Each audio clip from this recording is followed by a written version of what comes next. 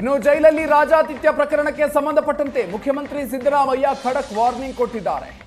ಯಾರೇ ತಪ್ಪು ಮಾಡಿದ್ರೂ ಕೂಡ ಅವರ ವಿರುದ್ಧ ಕ್ರಮವನ್ನ ಕೈಗೊಳ್ತೀವಿ ಅಂತ ಹೇಳಿದ್ದಾರೆ.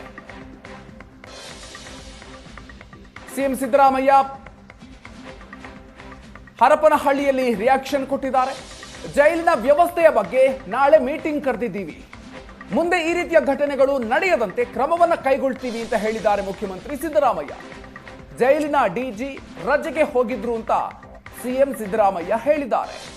ಮುಂದೆ ಈ ರೀತಿಯ ಘಟನೆ ಆಗದೇ ಇರುವಂತಹ ರೀತಿಯಲ್ಲಿ ಕ್ರಮವನ್ನ ಕೈಗೊಳ್ತೀವಿ ಅಂತ ಹೇಳಿದ್ದಾರೆ. ನಾಳೆ ಅವರು ಯಾರನ್ನ ಅಲ್ಲಿ ಡಿಜಿ ಹಾಕಿದ್ವಲ್ಲ, ಅವರು ರಜಾ ಹೋಗಿದ್ರು.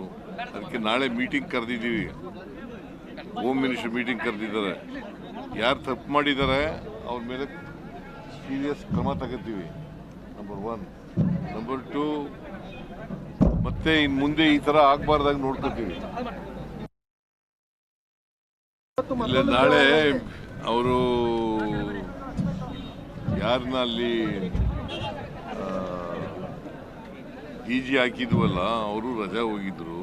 ಅದಕ್ಕೆ ನಾಳೆ ಮೀಟಿಂಗ್ ಕರೆದಿದ್ದೀವಿ, ಹೋಮ್ ಮಿನಿಸ್ಟರ್ ಮೀಟಿಂಗ್ ಕರೆದಿದ್ದಾರೆ. ಯಾರು ತಪ್ಪು ಮಾಡಿದ್ದಾರೆ ಅವ್ರ ಮೇಲೆ ಸೀರಿಯಸ್ ಕ್ರಮ ತಗೋತೀವಿ, ನಂಬರ್ 1. ನಂಬರ್ 2, ಮತ್ತೆ ಇನ್ನು ಮುಂದೆ ಈ ಥರ ಆಗಬಾರ್ದಾಗ ನೋಡ್ಕೋತೀವಿ.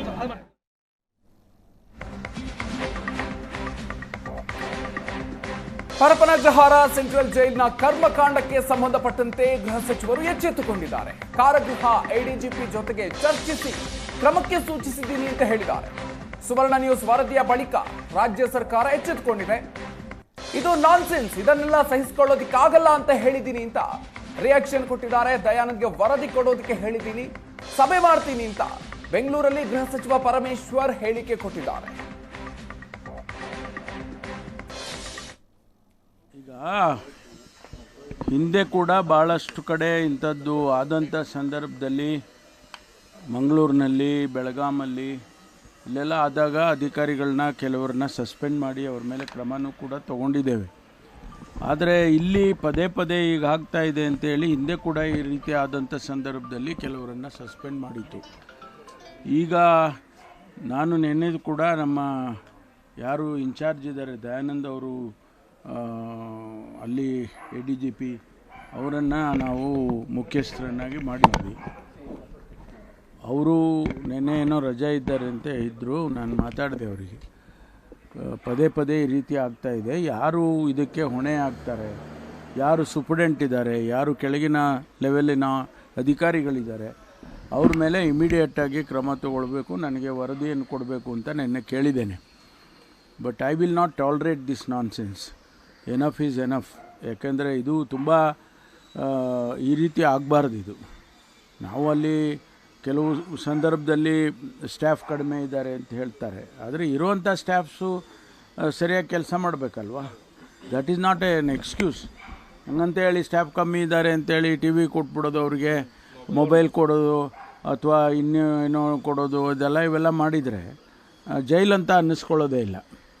ಅದಕ್ಕಾಗಿ ನಾನು ವರದಿ ಕೇಳಿದ್ದೇನೆ. ನಾನು ಇಮಿಡಿಯೇಟಾಗಿ ನಾನೇ ಒಂದು ಸಭೆ ಮೀಟಿಂಗ್ ತೊಗೊಳ್ತೀನಿ. ಮೀಟಿಂಗ್ ತೊಗೊಂಡು ಏನು ಲ್ಯಾಪ್ಸಸ್ ಇದೆ, ಅದಕ್ಕೆ ಏನು ಮಾಡಬೇಕು, CCTV ಕ್ಯಾಮ್ರಾಗಳು ಮತ್ತು ಎಲ್ಲ ನಾವು ಜಾಮರ್ಸು ಇವೆಲ್ಲ ಅಪ್ರೂವ್ ಮಾಡಿದ್ದೀವಿ, ಅಪ್ರೂವ್ ಮಾಡಿ ಕೊಟ್ಟಿದ್ದೇವೆ. ಅದನ್ನು ಇಂಪ್ಲಿಮೆಂಟು ಕೂಡ ಕೆಲವು ಕಡೆ ಮಾಡಿದ್ದಾರೆ, ಕೆಲವು ಕಡೆ ಇನ್ನೂ ಮಾಡಬೇಕಾಗಿದೆ. ಅದಕ್ಕೆ ಸೀರಿಯಸ್ ಆಗಿ ತೊಗೊಂಡು ಅದಕ್ಕೆ ಕ್ರಮ ತಗೊಳ್ಳೋದು.